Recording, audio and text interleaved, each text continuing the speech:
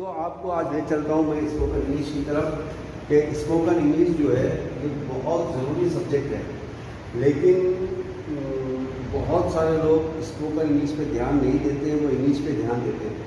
देखिए, हमें बात करना है ज़माने में, हमें इंग्लिश का ऑथर नहीं बनना है, हमें सिर्फ सामने वाले को बात करके कन्विंस करना है, हमारी चीज़ों को हमारे रिलेटेड बिजनेस करना है।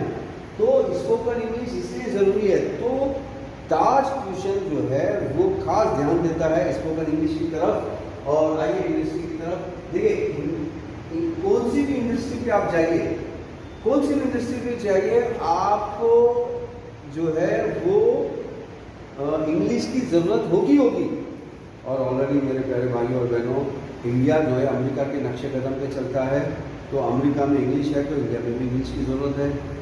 तो जो लोग ये सोचते हैं कि इंग्लिश, स्पोकन इंग्लिश से फ़ायदा नहीं होगा या भी बहुत राइट है, तो उनको प्रॉब्लम फेस करना होगा। यहाँ तक कि एग्ज़ाम देने के लिए अगर पूरे सब्जेक्ट इंग्लिश में अगर बच्चे को इंग्लिश आ गई तो पूरे एग्ज़ाम उसके लिए आसान होंगे। अब बच्चे को क्योंकि इंग्लिश नहीं आती है तो एग्ज़ाम के सारे पेपर हार्ड होते हैं। तो ऐसा नहीं कि इंग्लिश आसान है, ये प्रॉब्लम क्या है।